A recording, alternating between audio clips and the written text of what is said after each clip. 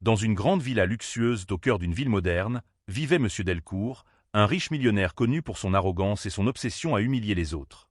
Fier de sa réussite, il aimait se vanter de son intelligence, surtout dans un domaine qu'il maîtrisait mieux que tout, les échecs. Chaque week-end, il invitait des amis influents, des politiciens, des chefs d'entreprise, parfois même des professeurs d'université, pour jouer avec lui. Il ne perdait presque jamais et en faisait un sujet de fierté, affirmant que personne dans son entourage n'était digne de le battre. Dans cette maison, travaillait depuis plusieurs années une femme de ménage discrète et courageuse, Aïssatou. D'origine modeste, elle travaillait dur pour élever seul son fils, Samuel, un jeune garçon timide de 14 ans. Samuel adorait lire, observer et apprendre par lui-même. Ce qu'ignorait tout le monde, c'est que son passe-temps préféré était les échecs. Avec un vieux jeu récupéré dans une poubelle du quartier, il passait des heures à s'exercer, lisant des livres de stratégie empruntés à la bibliothèque municipale. Il rêvait, un jour, de devenir maître international. Un samedi après-midi, alors que Delcourt organisait une réception entre amis, Samuel accompagna sa mère, car elle n'avait pas pu le laisser seul à la maison. Tandis qu'elle nettoyait la cuisine, le jeune garçon erra dans la grande salle, les yeux fixés sur l'énorme échiquier en marbre posé au centre du salon. Ses doigts frémissaient d'envie d'y toucher. Malheureusement, il savait que ce monde ne lui appartenait pas. Soudain, Delcourt le remarqua. Amusé par son regard, il lança d'une voix moqueuse. « Hé, petit, tu sembles fasciné par ce jeu. Tu sais au moins comment les pièces bougent ?» Les invités éclatèrent de rire. Ils pensaient que le fils de la femme de ménage n'avait aucune culture pour comprendre un jeu aussi complexe. Samuel, un peu intimidé, répondit d'une voix calme mais assurée. « Oui, monsieur. Je connais toutes les règles. » Delcourt, avec son éternel sourire hautain, décida de se divertir aux dépens du garçon. « Alors, viens t'asseoir. Jouons une partie.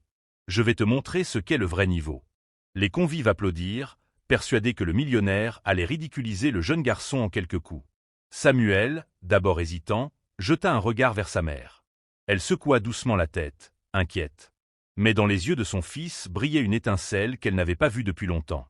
Elle finit par murmurer. « Si tu veux jouer, mon fils, joue. Mais reste digne. » La partie commença. Delcourt ouvrit avec confiance, utilisant l'une de ses ouvertures favorites. Samuel, sans trembler, répliqua avec précision. Au fil des minutes, les invités cessèrent de bavarder et se rapprochèrent de l'échiquier. Chaque coup du garçon semblait calculé, réfléchi, parfois même surprenant. Delcourt fronça les sourcils. Pour la première fois, il ne voyait pas les choses venir. Après une trentaine de minutes, la salle était silencieuse. Le millionnaire, pourtant sûr de lui, commençait à suer légèrement. Samuel, lui, restait concentré, son regard fixé sur les pièces. Puis, dans un mouvement inattendu, il posa sa tour et murmura calmement. « Échec et mat, monsieur. » Un silence de plomb s'abattit. Les invités, choqués, se regardaient. Le fils de la femme de ménage venait de battre l'homme qui se croyait imbattable. Certains éclatèrent d'un rire nerveux, d'autres applaudirent timidement. Delcourt, rouge de colère, se leva brusquement. « Tu as eu de la chance, petit. Ce n'était qu'un coup du sort. » Henri Jour. Une deuxième partie commença. Cette fois-ci, Delcourt tenta une autre stratégie, plus agressive. Mais Samuel, calme comme l'eau d'un lac, contrait chaque mouvement avec brio. En moins de 20 minutes, il remporta encore la partie. Puis une troisième. 3 victoires consécutives. Le millionnaire, humilié, ne savait plus où se cacher. Ses invités, eux, étaient émerveillés.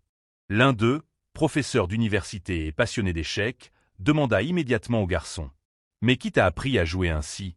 Samuel baissa les yeux timidement. « Personne. J'ai appris seul, avec des livres et un vieux jeu abîmé. » Le silence fut rompu par des applaudissements. Même certains invités, qui d'habitude flattaient le millionnaire, félicitèrent chaleureusement Samuel. Delcourt, pris dans son orgueil, resta figé, incapable de féliciter le jeune prodige. Mais le professeur d'université ne s'arrêta pas là. Impressionné par tant de talent brut, il promit d'aider Samuel à s'inscrire dans un club d'échecs professionnel et à participer à des compétitions officielles. La nouvelle fit le tour de la salle. Le fils de la femme de ménage était en réalité un génie des échecs. Les mois passèrent. Grâce au soutien du professeur et aux encouragements de sa mère, Samuel entra dans le circuit des compétitions régionales, puis nationales.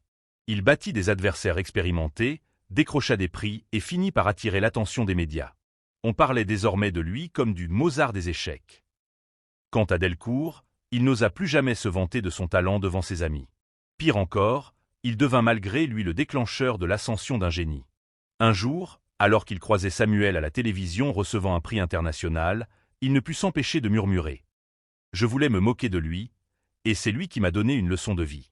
Samuel, de son côté, n'oublia jamais ce moment humiliant pour Delcourt, mais il ne garda aucune rancune. Il répétait toujours à sa mère. Ce n'est pas la richesse qui fait la grandeur, maman. C'est la persévérance, l'humilité et la passion. Et c'est ainsi que le fils de la femme de ménage devint une légende, rappelant au monde entier que le génie peut naître dans les endroits les plus inattendus, et que nul n'a le droit de sous-estimer un enfant, peu importe ses origines.